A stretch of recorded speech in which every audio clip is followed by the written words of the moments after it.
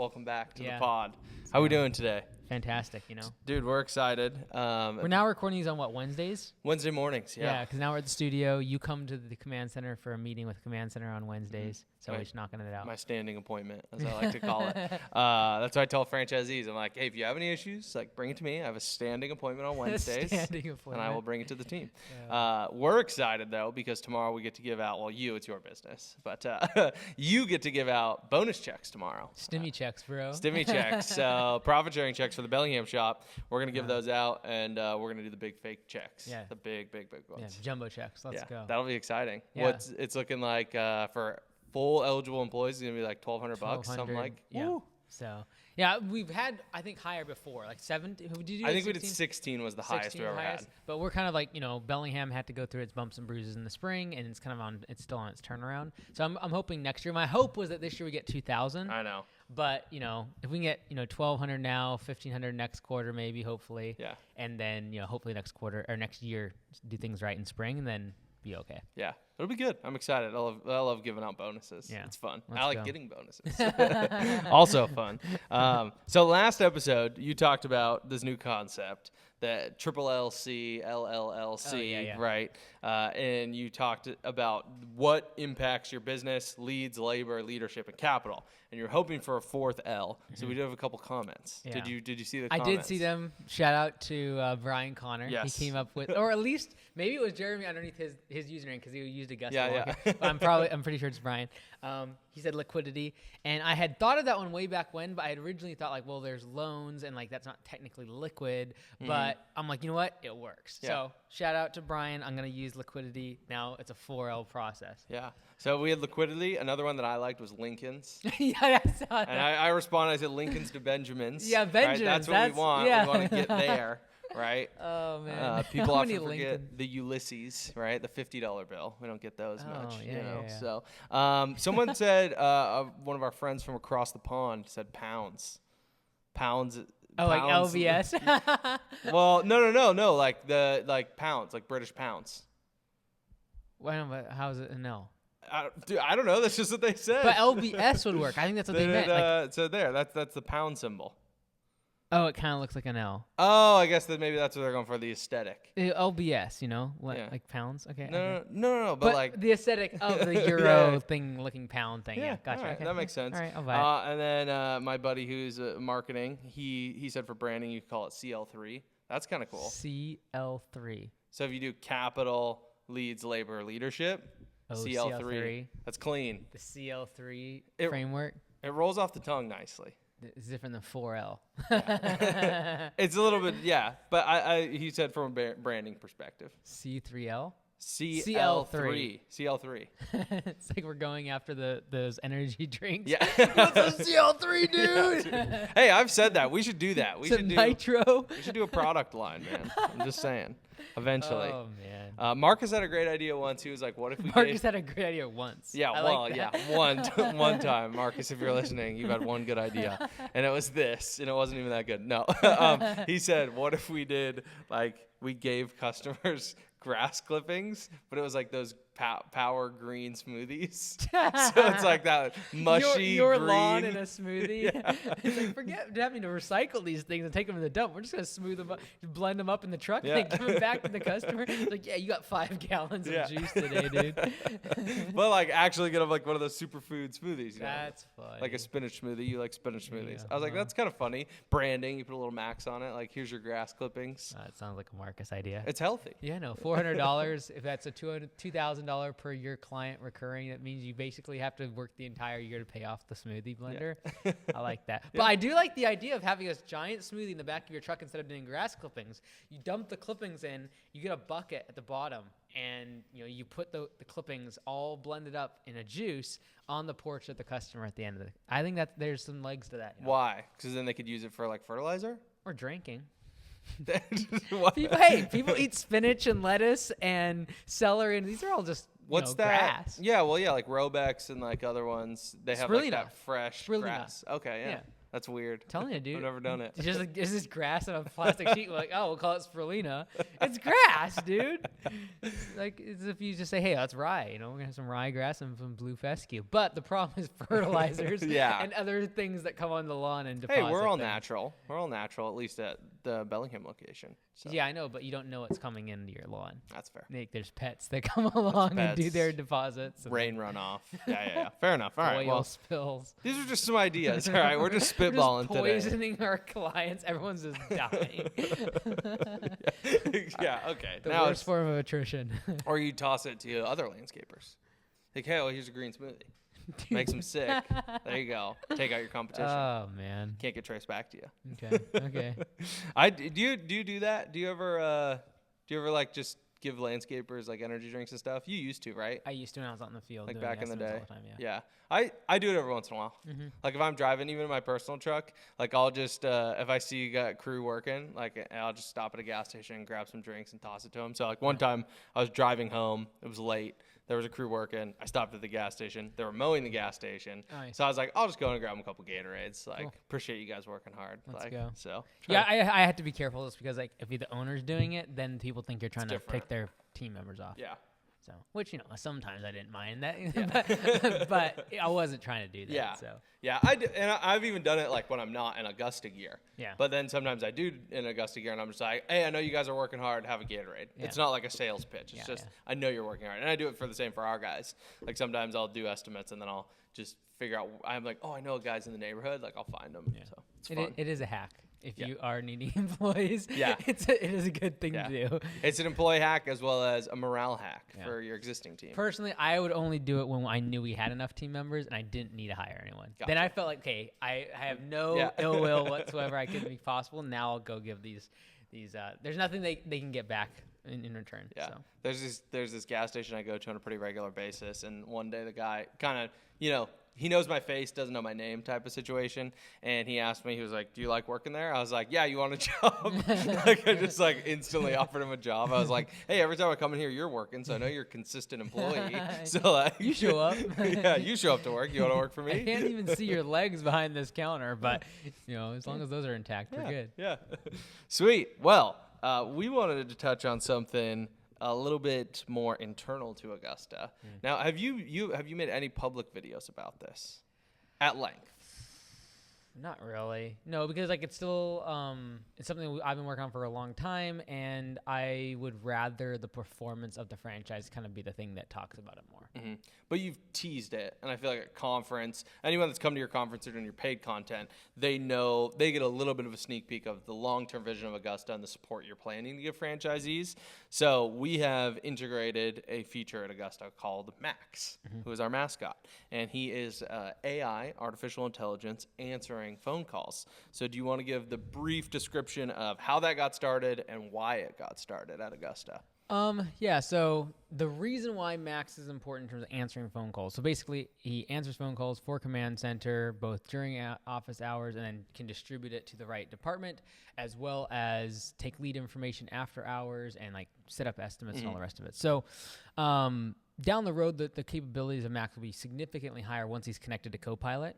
So I'm hoping by next spring we can start connecting him and start giving simple tasks. Like he'll be able to look at the schedule and know when to schedule the estimate instead of just taking their information. He'll be able to give pricing and sell jobs and take credit card information and cancel services and a whole bunch of other stuff. Ultimately, why Max needs to exist is because the cost of Command Center is 80 to 90% labor. And so labor is going up extremely fast in terms of cost. And so like when we started Command Center just, less than 4 years ago, we were paying $14 per hour as base pay. Well, now base pay locally is well over 20. So we knew we had to do two things. One, lean on technology, and two, figure out virtual. So last year we worked with virtual and we really over-indexed on virtual and we had to kind of bring more in-house. But we figured out, learn a lot. This year we've been much more strategic about moving into virtual. So that's been helpful, but it hasn't erased the fact that our wages internally and locally have gone up like 50% or Right. more. And that's in addition in those years adding in health benefits, doubling the PTO, and it's not like our workforce is becoming more consistent. And so our hope is that we can keep raising the wages to the point where we are in a different level of market, and that's just governed by profitability. And so either A, we raise prices ginormously in order to be able to retain that profitability, be able to pay the team members what we need. Because locally, we have to handle more sensitive information. Things like QuickBooks, bank accounts, credit card information, employee data, running payroll, social security numbers. That's all got to be local. Virtual can handle more basic tasks, but ultimately, the real cost is the local team, and those are your best performers. Yeah, let me interject right there real quick, just so it's clarity for the listener.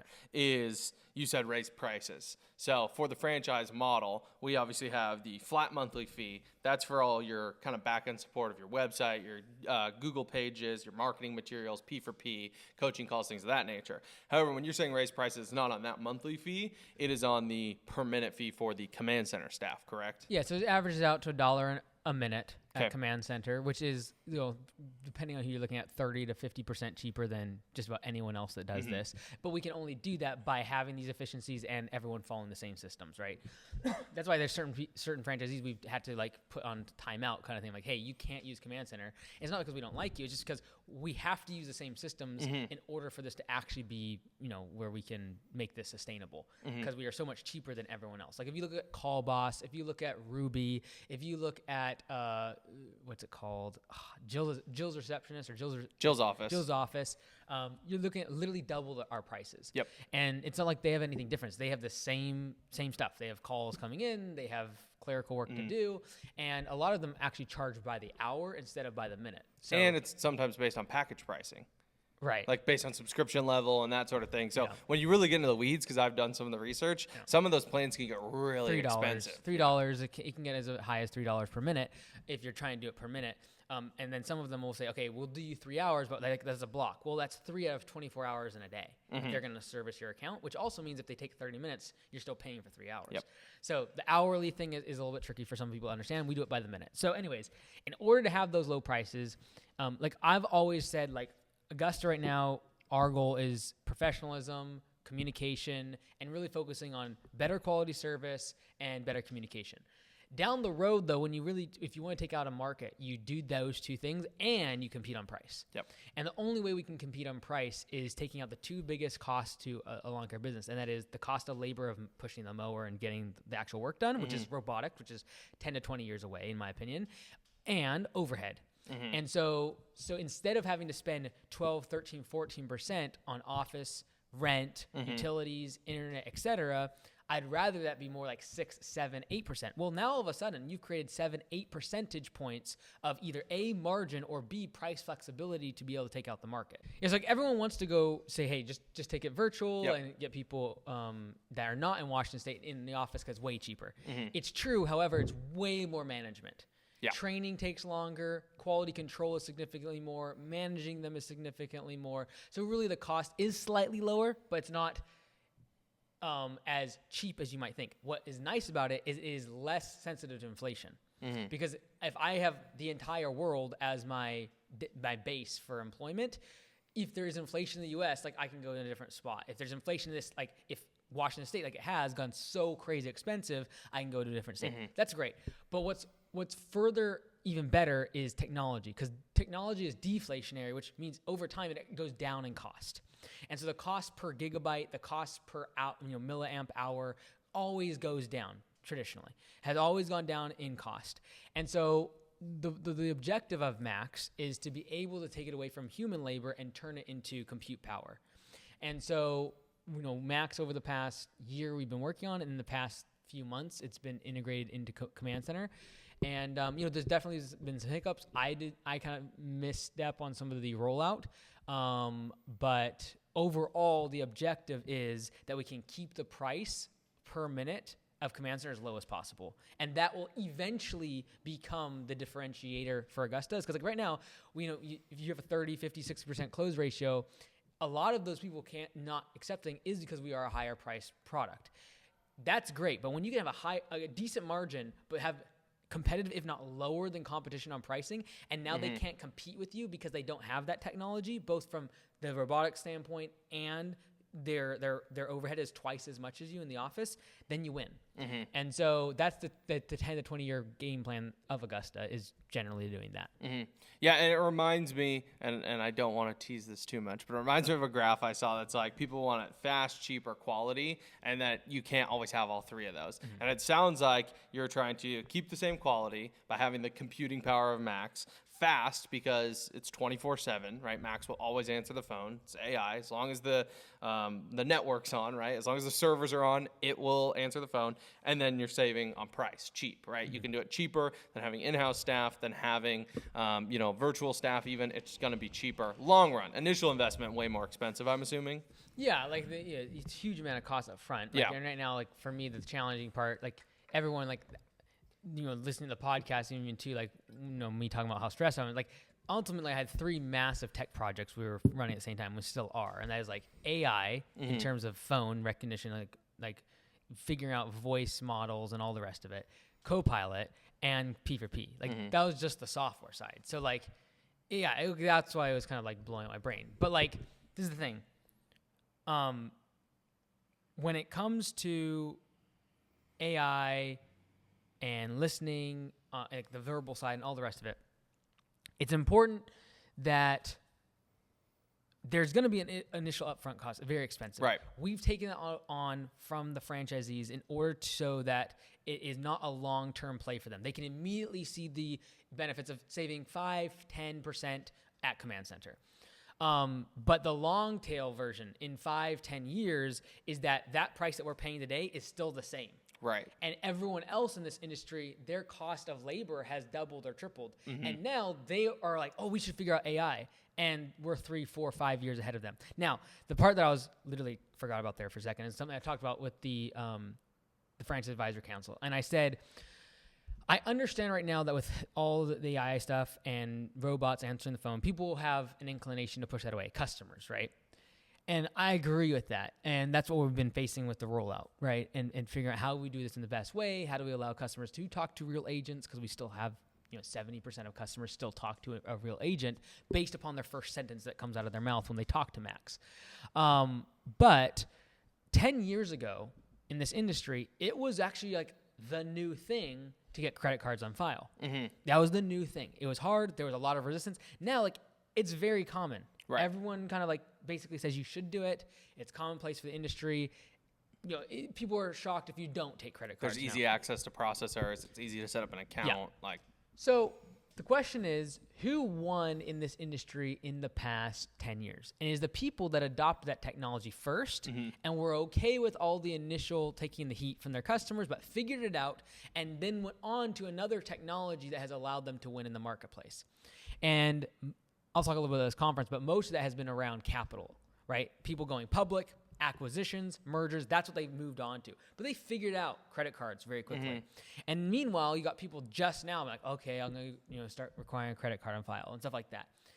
My thought process, and I know this to be the truth, and that is in 5 to 10 years, the same will be true for voice recognition and answering the phone.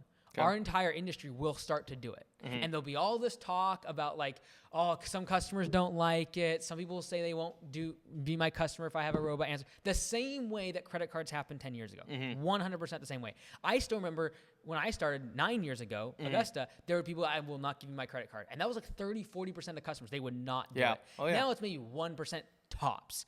The same thing will be true for AI. The same thing will be true for the phone being answered by a robot. Because ultimately, if my robot can answer your phone, your question in half the amount of time as a real person, and it can do it 24/7 with 100% accuracy, you will want that as a customer more than someone that has a pulse on the other end of the phone call. Because when I call as a customer, will start to value less and less the human connection and more getting my stuff done and moving on to the next task I have on my calendar. And time will become more and more valuable as inflation happens because our cost per unit of time will increase. And so if I'm getting paid $20 an hour now right now, in 10 years, 20 years, if I'm getting paid $30, $40, $50, $60 an hour, now me saving 3 minutes of not talking to a human is worth significantly more. And so, in my opinion, in 5 to 10 years, this will start becoming commonplace. I expect in 3 to 5 years, this will be like on on Facebook groups, like on Long Care Millionaires, and like they'll start popping up. Oh man, there's this thing, I could have this. It's pretty expensive. Don't know if it'll start popping up. In 3 to 5 years, it'll start becoming more like people, like the new innovators are starting to dive in. In 10 years, it'll be standard. When you call a restaurant, when you call a service-based business, there'll be a robot on the other side doing scheduling, taking billing, doing all of that for you. Why in the world, when you go to a restaurant, is the hostess having to answer the phone? That can totally be automated with a plug-in into something like OpenTable. And so this will absolutely happen. The question is, in 10 years, are we figuring this out? Or have we moved on to robotics, which is the next technology? Right. And so, in my opinion, we can, over the next 5 to 10 years, keep the cost of Command Center where it's at, using technology and virtual. And right now, same cost. In 5 to 10 years, everyone else's cost has gone up. Ours is no longer that cost. It's the same. And furthermore, it's gotten better. Labor's in 5 or 10 years, not going to be better. Guarantee it. In 5 or 10 years, my technology will be infinitely more capable with all the data that's been inputted into it, and it'll be able to operate so much faster than a human. Like when someone gives their name, you have to search that in Copilot or like in any CRM. When that phone call is integrated with RingCentral, and RingCentral immediately is already picking up their account information and able to know their billing history and all this other stuff. Immediately things can be done with compute power versus a brain and a keyboard and people typing. And all the training that goes into training that person. And when they leave, you have to replace them. And all the onboarding and all this other garbage that we have to go through. And there's nothing against those people, because those people will move on and do more things. Like our unemployment rate is the lowest it's ever been, and yet technology is taking over the world and going to take our jobs over. We will have no problem finding more jobs. And what those jobs will become at Command Center is we will hire for our franchisees. We will be able to do tasks for them that currently is taking their time, so they can't spend time with their team and getting work done and actually producing revenue. We'll be able to do those things for them, because the higher level people at Command Center will be able to take those tasks due to the fact that the lower level tasks will be handled by virtual or being handled by technology. And so that's what I'm passionate about. And I do believe in 10 years it will be commonplace, but we will have moved on to robotics and trying to figure that very, very hard, thing to crush. And everyone else will be just like jumping on the bandwagon, and they'll be getting like very entry level robots that are not good. Whereas we will have, in that time, just crushed in terms of having so much data. Max will be like incredible, and it's not easy, the adoption part, and like getting franchisees to acknowledge it, getting franchisees to buy into the fact that like, hey, like we have to fix certain things. This is a new technology, and we are figuring it out.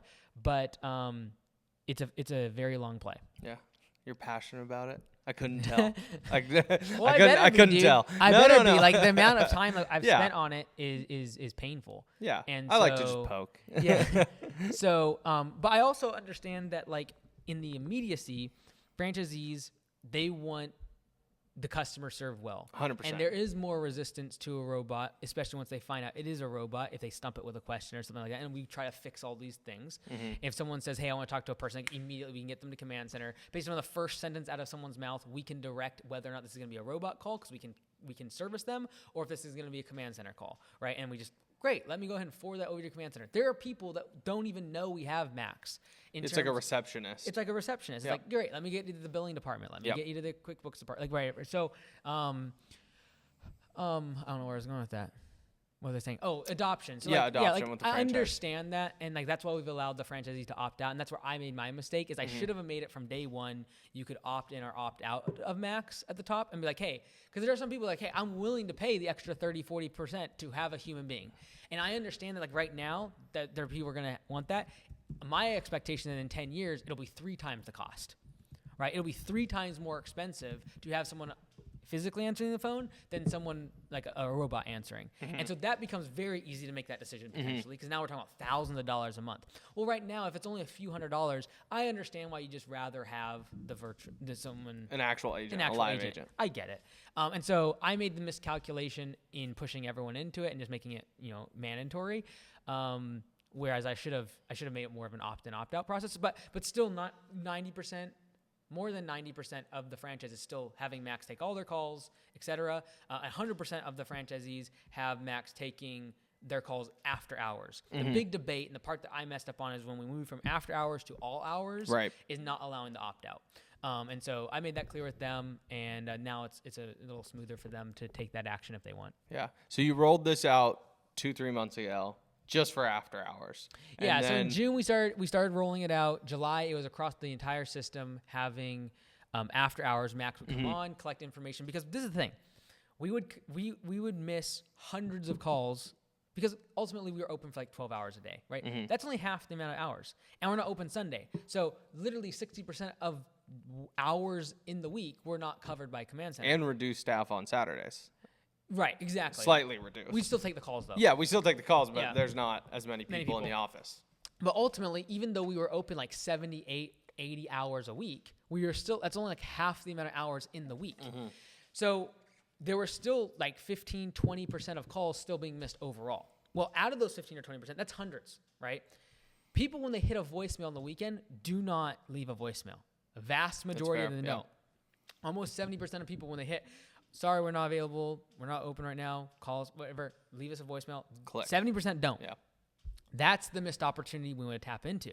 Because now they don't click until when they call at 12 p.m. or 12 midnight on a Saturday evening or Sunday evening, they get someone answering the phone, having all the information, collecting all of their information, and being able to like fully get what we need for an estimate to be completed. And so that was nothing but upside, because now that 30% of voicemails that would get responded to a day later, now all of a sudden became 80-90% of the calls were answered, information collected, and then we were able to process them. And the customer, from their perspective, they don't need to go keep asking people for estimates. They asked you for an estimate. I got all your information. We'll get an estimate to you within the next couple of days. As soon as that's been done, they don't keep going on to the next person.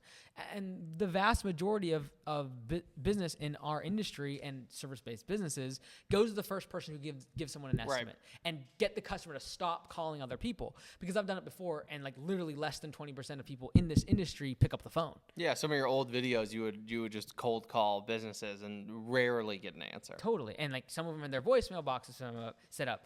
Most of them do not pick up the phone. They just expect the voicemail, and then they will respond to the voicemail. Again, it makes it more sense. It's on their schedule. They don't have to be as reactive throughout the day. I get it. You don't have the time or money for an office person because you're a little smaller. Totally fine. The problem with that is you are missing out on 70% of leads. And you don't even know about it. And this is what I'm going to talk about a little bit at conference. Like, you don't even know. Like, you're like, my close ratio is 60%. Wait, that's the people that you talk to. You didn't talk to 30% of people that were not willing to leave you a voicemail. And they went on to the next provider, like I would do if I was trying to find someone. I would not leave you a voice message. I would move on to the next person and get someone on the phone.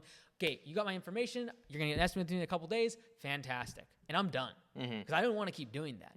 And so if I can get a robot to do that 24/7, there was nothing but upside outside of hours. Where it got controversial is bringing that during in hours. And I completely see that, and I underestimated the impact that I would have.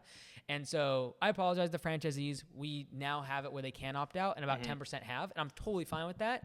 And I think down the road, it'll just be a cost thing. It'll be like, look, if it's going to cost me 2-3 times more to have a real agent versus technology that has stayed consistent in terms of pricing for 5 or 10 years and is not going up in value in cost, that might make more and more sense as time goes. And in that thing in a year, the capabilities of Max will double or triple, and it'll start being able to give pricing. It'll be able to start taking credit card information. It'll start doing so much more once connected with Copilot that it'll make it more obvious. Not only is it the cost per minute that will be significantly cheaper, but it will be the time of that call will be 50 to 60% less than a human operator.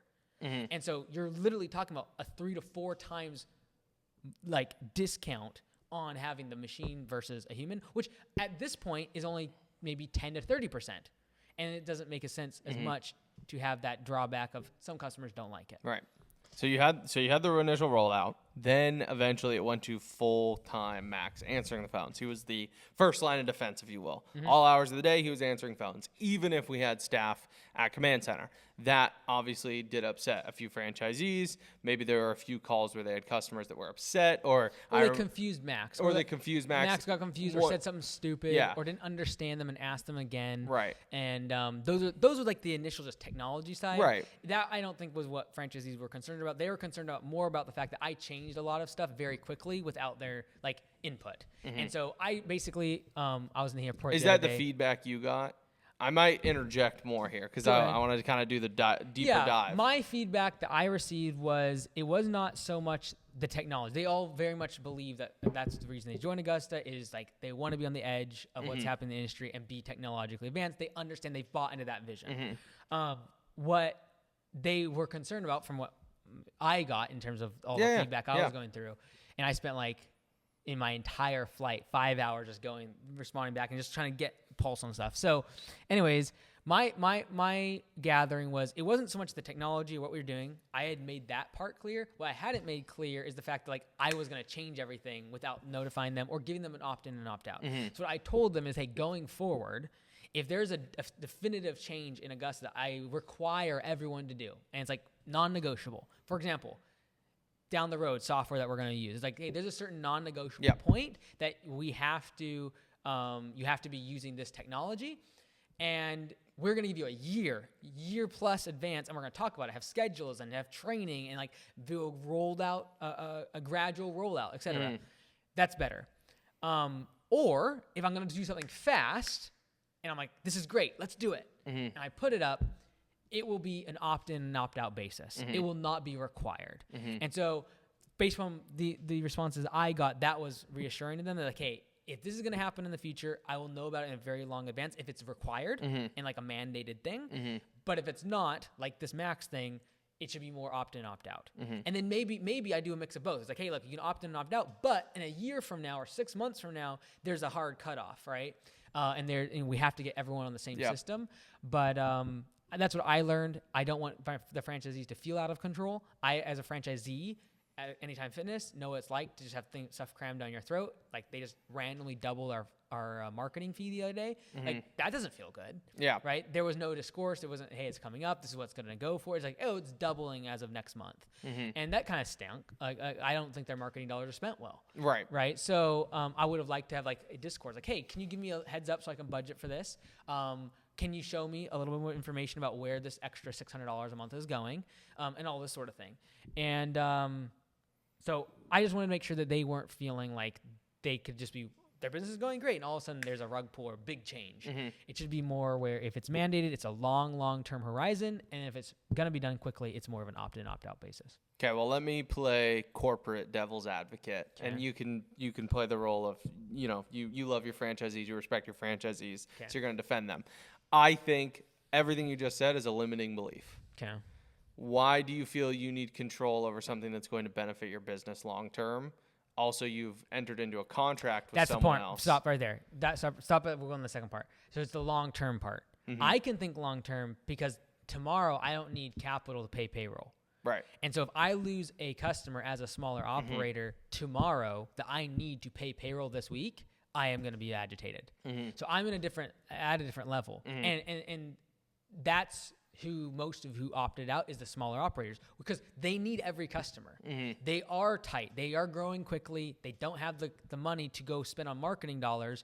And then, a percentage, any percentage of those leads be turned off by Max. But wouldn't once again, playing devil's advocate, wouldn't the math work out that it's better for Max to be answering the phone for them all the time in the long term versus losing one or two customers because they're frustrated by Max? Yeah, well, that's why there's only upside for after hours. Everyone is still doing after hours, right? Because there's only positives. It literally the numbers are so on my side. I'm not giving anyone an option. It's so much better for the customer.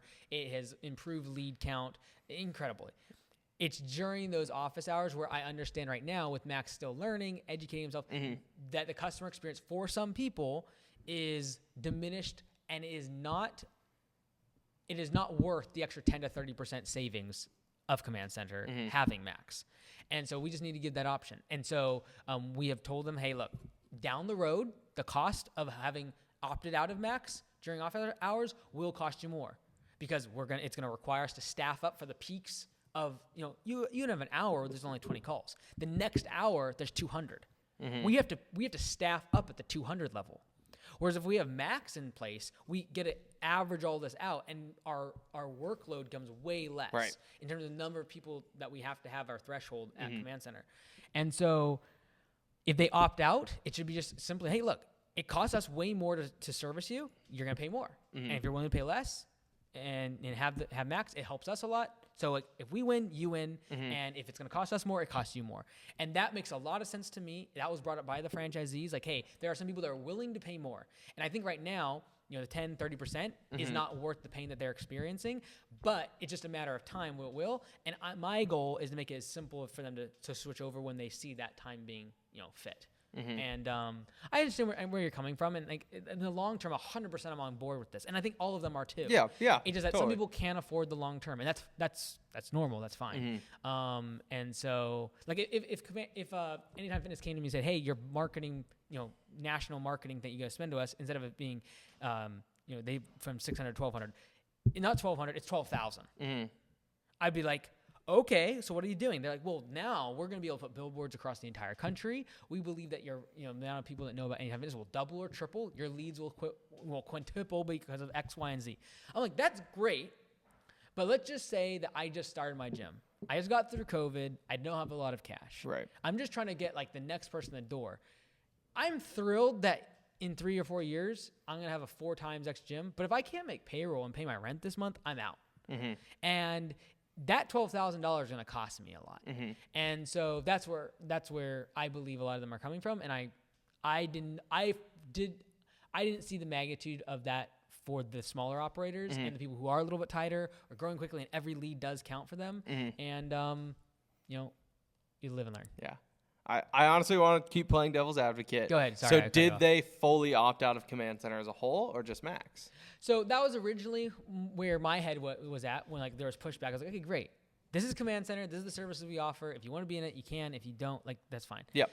The bottom line is a lot of people join for Command Center. They join for the fact that they can grow their business and not have to worry about incoming calls, voicemails, emails, and all the other minutia, estimate request forms, chats on the thing, running payroll, all that stuff. They joined Augusta for that.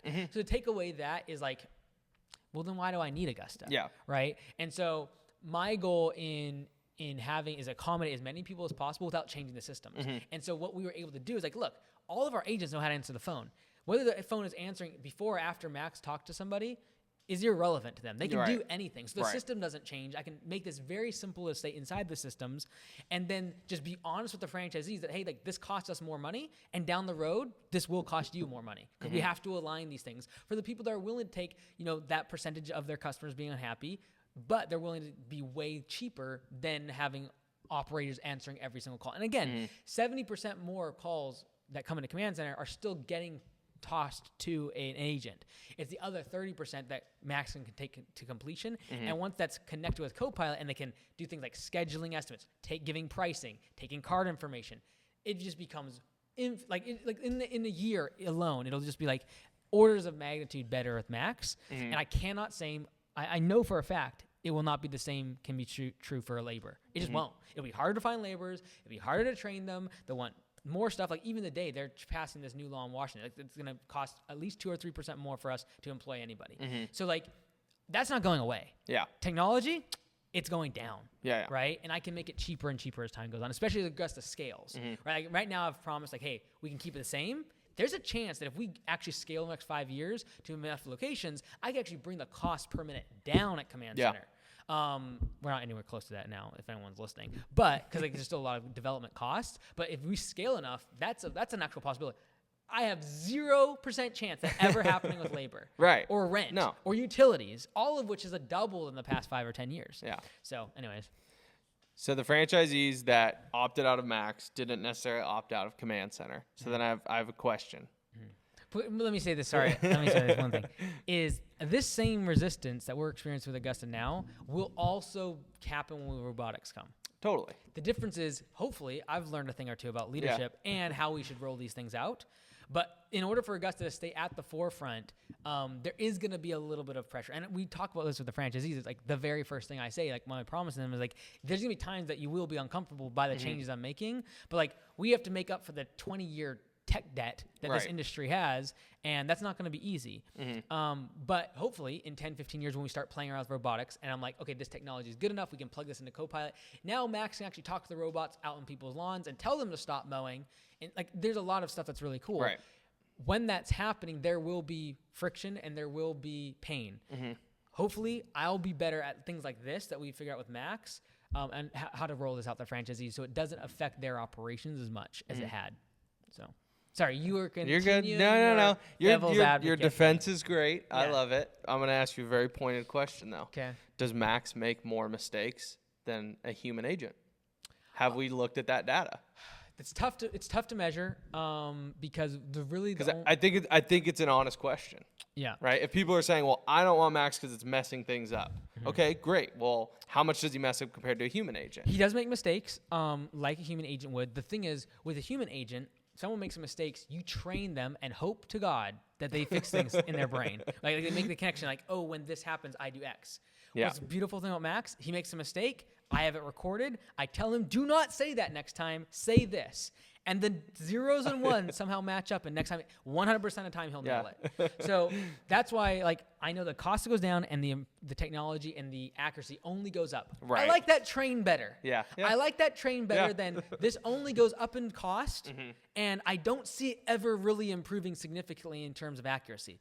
And obviously, we have to improve training and all those things. That's what we really worked on the past year. But there's going to be a level of mistake and error because they're humans. They don't run on zeros and ones. They get tired. They have emotional problems. There's medication involved. There's family stuff and relationships and all this other drama. That Max doesn't have that. And so whether or not it's more or less now, I would probably say it's about similar. The reason I can't give you a definitive on that is because really you can only measure certain of these things once there's been a complaint said, right? So I'd say it's about similar. I'm simply looking at the train and the direction and the trajectory of both of these, human capital and human labor versus where Max is going. And I like the train better on Max. Yeah.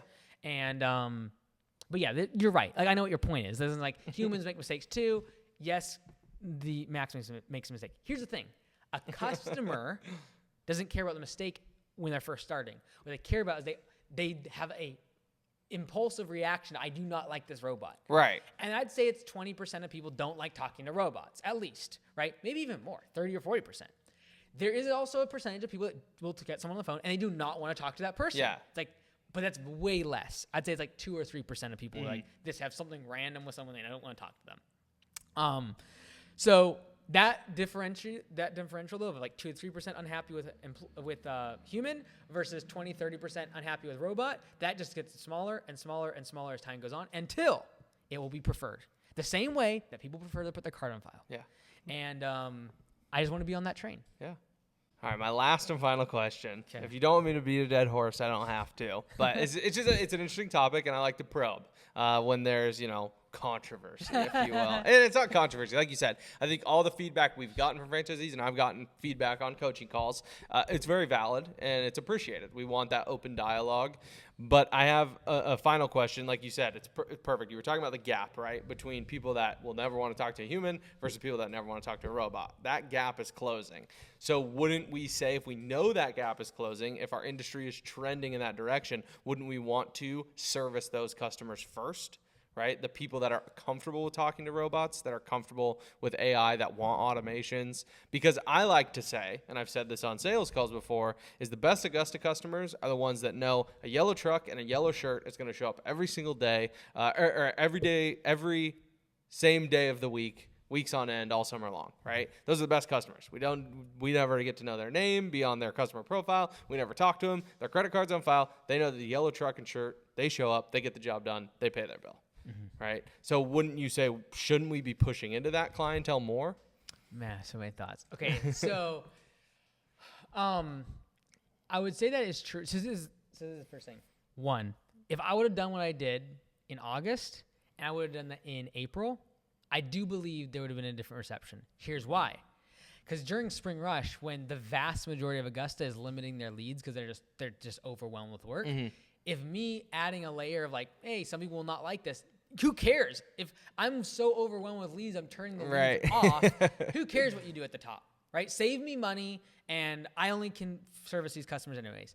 In August, it's different. The vast majority of Augusta is looking for more work. You don't have weeks of backlog, and there's not pouring in new leads. So by me adding any friction, it is going to add more of a speed bump there. So mistake on my end, just in terms of timing. I just was not willing to wait all the way until next spring. But more importantly is, if you have 100 customers that you're mowing, maybe you don't care about the 10 or 15 that don't like talking to Max. Because you're like, hey, it's costing me less money. I make more profit. If you want to leave, go for it. Yeah. Talk to the other 10 people. Oh, by the way, you can't get a hold of them because they don't answer their phone. Right? The thing is, if you have 10 customers and you just started in the past year, or 12 customers who got started last week, you want every single one. And if one of those customers calls you and says, I'm not using your service because I had to talk to Max, or I'm not using your service because he messed up and I had to tell him my name twice. Right. If that customer was going to be putting food on your table this week for your family, you look at it differently. I agree. Right? And furthermore, I don't remember what I was going to say, but it was a good thought. I just had like a lot of thoughts while you were talking about that. Yeah. So all right. Continue with your No, that's it. That was like the last question, right? Because there's an old business adage too. It's like serve the 80%. Like 20% of your customers will cause problems. They won't be a good fit for you, whatever it may be. So like serve the 80%. So if we're swinging to more of 80% of people want automations, they want robotics, like just get it done. I just want to pay to have my lawn mowed. I don't want to talk to anyone. I want it to look green, and I want it to look nice and clean on the edges. Blow off my driveway. And I would say that like right now, for example, the curve of technology adoption for like credit cards is that way, where it's like, hey, look, if you don't want to put a car on file, go take a hike. 10 years ago, you could not have done that. Because if you would have done that, it would have limited growth and affected your business. Yeah. Now it's like a decision that maybe 1 or 2% people aren't going to like. That's with AI is going to come down. And I do believe right now, maybe that's 15, 20, 30% of people that would be like, I don't like that. That will come down to 0% eventually, because that's all that a phone will be. And so, like, I truly believe, like, the phone becomes just robots talking to robots, right? Your AI agent that puts your calendar together, talk to my robot. It is not a transaction between humans. And that will become commonplace. The same way credit cards are very commonplace today. And so, yeah, like, I see what your point is. You want to serve those customers. But honestly, if let's say 1 out of 5 don't like it, my customers, that would take my customer acquisition cost from $100 to $120, right? And again, max outside of hours, only upside. I only get the leads. They only see the positives. But during those hours, I see their point, and if it affects their livelihood, they're going to change and react differently. It's different from a customer perspective to a franchisee perspective, because if you don't like your lawn being done a certain way and I lose you, whatever, it's your lawn at stake. For the franchisees, I can't just be like, 10% of them don't like it. Who cares about them? And I'm only going to serve the other 90% that want to be on this train. I'm just kicking 10% of people under the bus in terms of their livelihood. It's not their lawn we're talking about. And so I take the responsibility at the franchise level much differently than I do customers. And that's why I don't look at the franchisees as customers, because like, yes, we make money and we have to run a business and be efficient, but like, if I mess something up, I am not messing up someone's lawn. I am messing up their livelihood and what they have probably planned years for doing and have in years in the future intention to grow with. And so I play those very differently. And so when you say, hey, like, I only want these 80% of customers, great, but I can't do that with the franchisees. I'll never do that with the franchisees. And I think if I treat them that way, the business side will get taken care of. But I understand your point, because that's what we talk about with customers. Like, hey, look, I don't want that customer. Just leave them alone. Yeah. I think my final thought on this is I don't see the difference if I were a franchisee, and I know I'm not. So, hold that against me if you want. If you're listening, totally fine. I'm not in the same position as you. But I don't. Everyone's going to think you believe all of this. You're just playing devil's advocate. Yeah, but I'm going to tell you what I actually believe. Oh, okay. I don't see a difference between Max and Command Center as a live agent. So I think if you opt out of Max, you opt out of Command Center. I'm unfiltered. It makes no sense to me. You can't convince me. because you are giving power to someone else to make decisions for you. However, the context of size of business makes sense. But if your back is against the wall and every lead matters, then you should be taking every single call. Like, why even have command center at that point? Like, if you need that much control, if you are pennies away from failing, you should control your own destiny and have no one else supporting you. That's just my opinion. People aren't going to like you after this episode. That's fine. I don't care. That's why you've put me in a position to be a franchise business coach, which is sometimes uncomfortable, and I have to tell people when they're wrong. I had a franchise coaching call yesterday, and I was like, why aren't you thinking about it this way? Why aren't you doing this? Why aren't you doing that? And they were like, I don't know. And I'm like, well, start doing it, right? It's uncomfortable, but that's just my opinion. I don't see a difference between Max and Command Center, live agents. Yeah, and I think that will become more clear to the vast majority of people. And I don't have any insider information. I don't want people to think like, well, Lee sees the behind the scenes. I'm at Command Center 3-4 hours a week. Otherwise, I'm at other locations. I'm on calls with franchises across the country. So I don't have any insider information. That's my honest take as someone who also oversees one of your locations and uses Max and Command Center more than any other franchisee. Our Command Center bill last month was $8,000. We use it way more than any other franchisee. So I know how valuable the service is, and that's just my honest opinion, my unfiltered opinion. Yeah, I think it'll become more clear in time that is the right decision. But I just think a little bit differently in terms of the fact is, like, when I was addressing it, because like obviously I got your opinion, I got Lee's and Liz, etc. Chuck. What did I say? You always call Chuck Lee. Oh, sorry. On this for some reason. Chuck, Liz, and yourself. And like Chuck obviously has a pulse on like all my locations, and he hears stuff from GMs, and they have complaints and things like that about whatever topic is happening inside the franchise. So I do have, and like this impacts my bottom line and like my businesses. And what people don't realize is like my revenues from my 7 locations or whatever it is, like those are significant. Like I can't just like, if I got a little wiped out, like I'd be in a bad spot because like I got 3 of those are like very, very profitable, 30+% last month. Like I need those. So I can't put those in jeopardy. But I'm okay with going from 38% profitability to 35% profitability in exchange for a long-term benefit.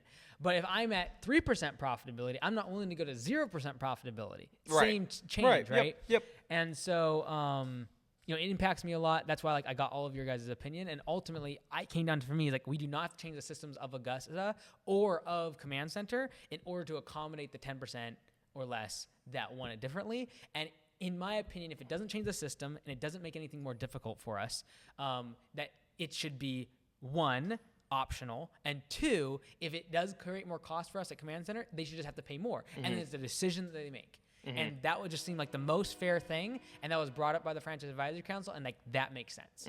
So I just rolled with that. Yeah, that's fair. I get that. I totally get that. I think an example for me is this spring I had to help turn around one of your locations, and for the franchisees, they're going to get the full picture. Well, when that location was struggling, when our back was against the wall, whatever you want to describe it as, I said, I'm taking over scheduling, I'm taking over hiring and firing, right? Command Center was pre-screening applicants, someone else was actually doing the hiring and firing, someone else was doing the scheduling, and I was like, these 2 things will be massive indicators of if we can get our back off the wall and be profitable again. And I think it's the same if you're on a small scale business, it's taking your calls, right? You're not hiring and firing. Your scheduling is pretty straightforward if you're a solo operator or 1 or 2 employees, but like take the calls. If the business is struggling that aggressively, like just take all your calls. If you looked at, for franchisees listening or people thinking about Augusta or anyone trying to grow a business, anytime you delegate, you have to be okay with a lower level of efficiency, right? A lower level of quality, and that is why most people don't scale their business, because they expect everyone to be 100% of what they are. And guess what? That's never going to happen.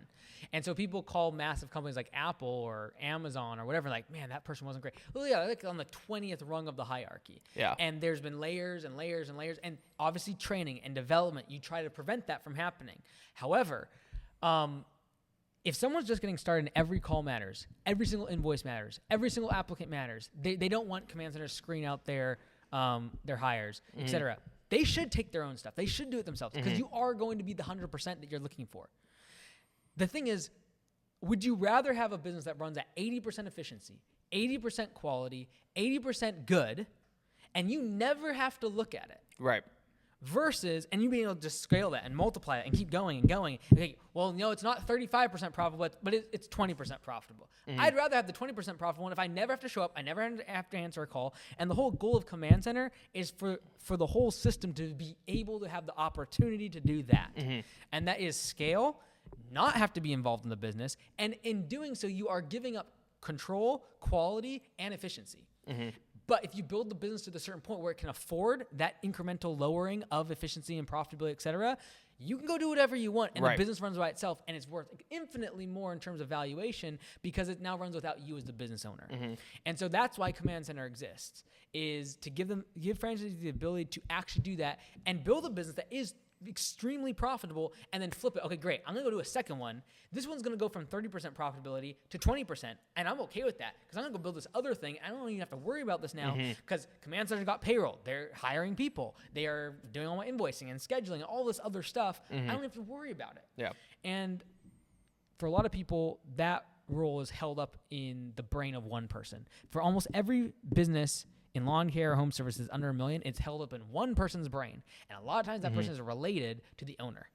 Yeah. If you ever, that's why people don't sell their businesses. That's why there's no value in their businesses. Because if that owner gets knocked out, guess what else goes? All the office, all the admin, all the person who goes the gate codes and the passwords of the computer and where files are stored and all the other stuff. And whose prices were raised last year and all this other garbage. That's why businesses don't sell. That's why they're not worth anything. And that's why ultimately, what's the time? I got to be going soon. And that's why ultimately there is people build something that is not worth anything. They get to retirement like, I'm going to sell my business that I've worked 20 years on. And they're like, oh, it's worth like a couple $100,000, which is basically the cost of your equipment. I'm like, why? Well, because when you leave, there's no one to do sales. When you leave, your wife is going with you, and she answers all the phones. Right. And by the time I take out your cost of hiring someone like you and hiring an all-star that's worked 20 years in the office, like your wife, I'm not making any profit. Therefore, your business is worth the assets, and that's it. And by the way, you can never create two of them because guess what? You can't create two of you. Yeah. And so the whole objective of Command Center is to allow people to scale. And the whole objective of Max is to allow Command Center to scale. Exactly. And ultimately, yes, there will be less efficiency than 100% you. And if everything is so important, you should handle every single aspect in your business. But just know that when you start handing things off to anybody, whether it be from labor, office, admin, whatever, there's going to be things that fall through the cracks. They're not going to do as great a job as you. They're going to miss the edging. They're going to forget to blow off the back porch that you never did. I never had a complaint in 3 years. I believe you. You're 100%. Yeah. But the person that you hire next will not be 100%, and the person they hire will probably be less than them. And that's just the way that growth of a business goes. And so the micromanager, myself, and every other operator hates that, but that is how it works. Right. And you can either stay small and stay involved in every single call and estimate and business decision of your company, or you can decide that you're going to delegate, and that you might delegate into a machine in the future, like a robot on the phone, a robot on the mower, whatever it is. Ultimately, you are giving up control. And if you're not okay with that, you're probably not going to grow your business. Yeah, that's fair. It's beautiful. Are we doing financial advice? I had something, I forgot what it was. Yeah, I know you got to run. I had one thought because I did make a couple notes during a couple of your monologues. One of them was notes. You in the framework of 10-year swings. So last 10 years, you said credit cards on file. That was a big thing in our industry. The next 10 years, you're predicting it's AI integration, answering phone calls, correct? And technology. And then after that, it's robotics technology. That'd be the next 10-year swing. Would you say pre to credit cards on file would be internet CRM software integration? That would have been that 10-year swing. Probably, yeah. Probably like paper routing, scheduling, picking up checks on the weekends. Yeah, so it'd be like 2005 to 2015, you're probably looking at like adoption of CRMs. QuickBooks, things like that. From 2012, 2015 till now, you're probably looking at credit card adoption. And then over the next 10 years, it will become the cost of admin being so high that people will have to turn to the phones and AI to figure out things both in software and like talking on the phone.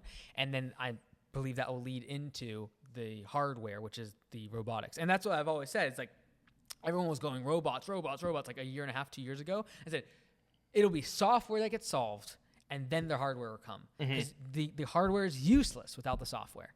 And that's why, like, we started Copilot. It is the highway by which we can do so much in the industry when it gets to robotics, because we'll control all the software from pay for performance to Copilot and other stuff that we want to do. I just want to vertically integrate all of it so we can control all of it. So when robotics come along, it's like, hello, robotics. I have something to talk to you 24/7. I have a command center that can operate when you get in a bind. We can start controlling you with a human. And I have the technology in terms of software to tell you what to do, when to do it, and track everything that you're doing. And that is when everyone will be like, oh, snap, there's someone that has 30% market share. That will happen in 20 years. That's fair. Non-financial advice? Go ahead. My non-financial advice is do one-on-ones with your employees. Yeah. So we've probably said this before. I know at the conference we talk about it, but yeah, current manager of one of your locations is doing one-on-ones, and I've been in just kind of eavesdropping, and they've been phenomenal. He's asking really good questions, connecting with the employees, ask them like where they see themselves at the company in the future, not just where do you see yourself in 5 years. Hey. And for the foreseeable future, you're not leaving the company. So where do you see yourself next year, 6 months? Like, where do you want to be in the company? So have one-on-ones. You'll be surprised by sometimes what your employees say. Their goals are inside the company as well as even outside the company. One guy, said like he wants to write novels, and I was like, that's cool. I would have never known. So he's excited about being an author, and it's like that's cool. He's passionate about that. So have one-on-ones. Encourage your employees. Cool. Yeah. In the same vein, because I was kind of racking my brain. Non-financial advice is get a coach. So I've mentioned before, I've always wanted to get one. I finally got one. I was gonna ask about it, but I was maybe gonna save it for next week. Yeah. It's we can talk more about maybe next week, but that person does not want to be mentioned. Of course, pretty high up there, and they're extremely expensive. So I don't like talking about that so much. I told the franchisees what it costs and stuff, but we'll see. Like I've never had that. Yeah. And I don't know anyone personally. Like I know people online that are really successful, but I don't know personally anyone I can talk to that is like at this level. And so I'm interested to see what it does. If anything, it's therapy for me from a business perspective. And so it'll be really interesting. So I think everyone should have a coach. I don't care what athlete you talk to, they still have a coach. The best of the best still have a coach. And people like Russell Wilson have to be put in their place when they wanted to try to be a coach when they were a player, and that has problems. We saw it happen last year. And like now it's like, oh, you don't get your own office and like your whole team. You are a player underneath a coach. And Sean Payton comes down and lays down the law, because if you're going to be playing be a good player, you need to have a good coach. And trying to mix that dynamic is weird. And so I'm a big fan of it. I think it would also help me be a better coach, and then hopefully pass that to all the franchisees and to yourself and Chuck, and just improve. That's all of it. I love it. Cool. Well, like and subscribe. Let's go.